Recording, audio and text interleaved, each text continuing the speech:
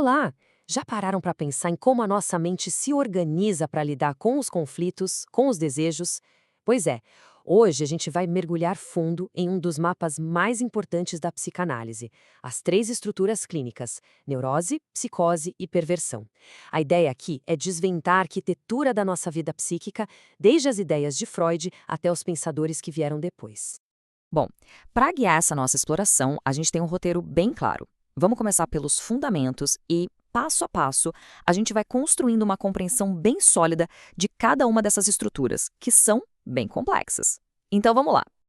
Então vamos começar pelo começo, né? Estabelecendo o que a psicanálise quer dizer quando fala em estrutura clínica. Pense nisso como o nosso alicerce para tudo que a gente vai discutir a partir de agora. Olha, isso aqui é super importante de entender. Quando a gente fala de estrutura, não estamos falando de rótulos ou de doenças como na medicina. É outra lógica.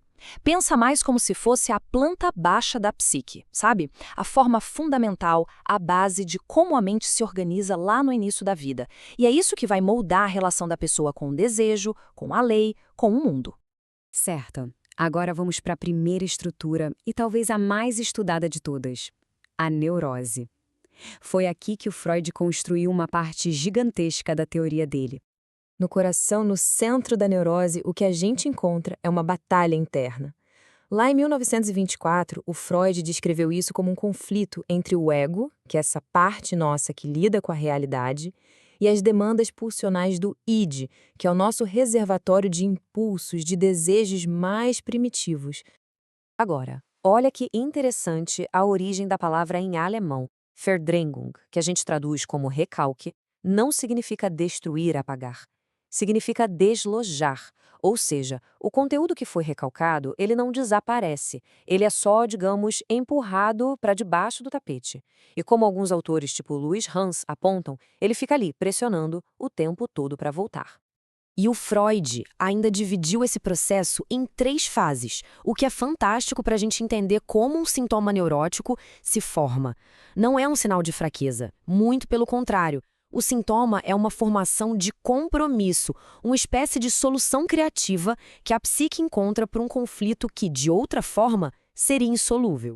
Bom, agora a gente entra num território psíquico completamente diferente, a psicose.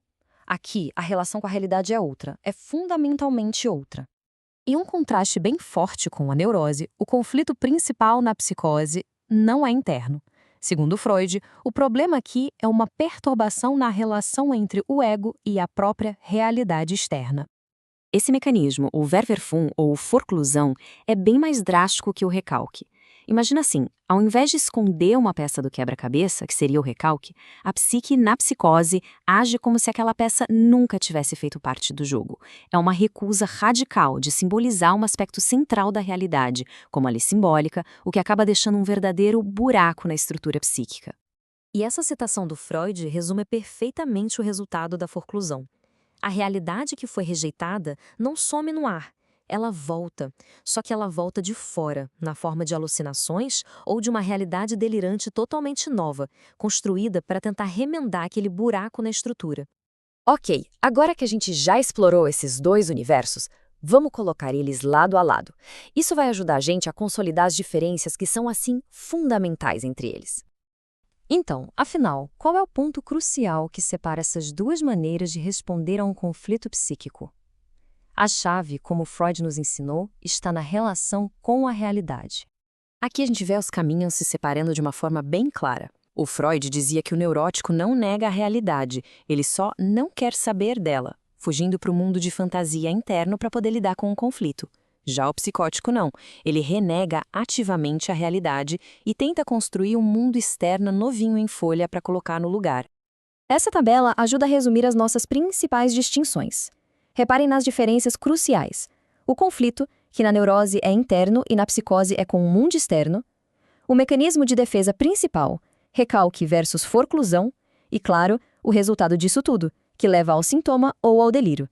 É um jeito bem visual de entender esses dois universos psíquicos. Chegamos agora na terceira estrutura, que muitas vezes é a mais incompreendida e até estigmatizada, a perversão. E aqui é muito importante a gente deixar de lado qualquer julgamento moral para conseguir entender isso como um arranjo psíquico específico, uma lógica de funcionamento. E como essa linha do tempo mostra, o conceito evoluiu muito. Deixou de ser só uma lista moralista de atos sexuais para se tornar uma estrutura psicanalítica precisa, ou seja, uma posição subjetiva bem particular diante da lei e do desejo. A chave aqui é essa coexistência de duas crenças que são contraditórias. O sujeito sabe da lei, sabe da falta, mas ele se recusa a aceitar as consequências disso. E através de uma cisão do ego, ele cria um substituto, como o fetiche, por exemplo, que permite que ele lide com a angústia dessa percepção sem precisar recalcar como neurótico, nem forcluir como o psicótico. Essa sacada do Lacan reposiciona a perversão não é sobre o ato sexual em si, mas sobre uma forma específica de estruturar o desejo.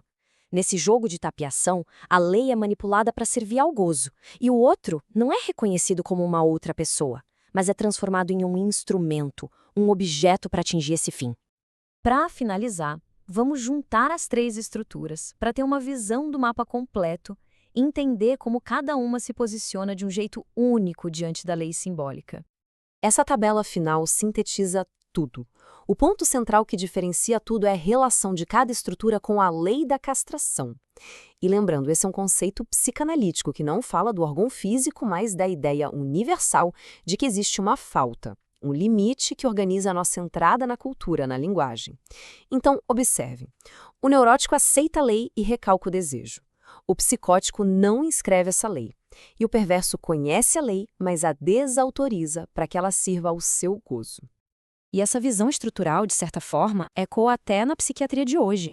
A mudança no DSM, por exemplo, que trocou termos com o peso moral, como perversões, por categorias clínicas como parafilias, reflete um movimento maior, um movimento em direção a uma compreensão com menos julgamento e mais focada na organização complexa do eu, que é uma ideia central da psicanálise.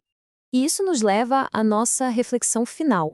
Esses conceitos, eles não são caixas rígidas para prender as pessoas. Pelo contrário, são ferramentas para uma compreensão profunda da subjetividade, reconhecendo que cada um pode ser o seu melhor possível dentro da sua própria estrutura, como sugere a autora Michele Poletto. E assim a gente conclui essa nossa jornada. A pergunta que fica, que eu deixo aqui para reflexão é, na medida em que a gente tenta superar os rótulos diagnósticos, como é que essa compreensão profunda das estruturas psíquicas pode nos ajudar a ter uma abordagem mais sutil, mais empática e, no fim das contas, mais humana na nossa prática clínica e no nosso jeito de entender o outro? Obrigado pela companhia.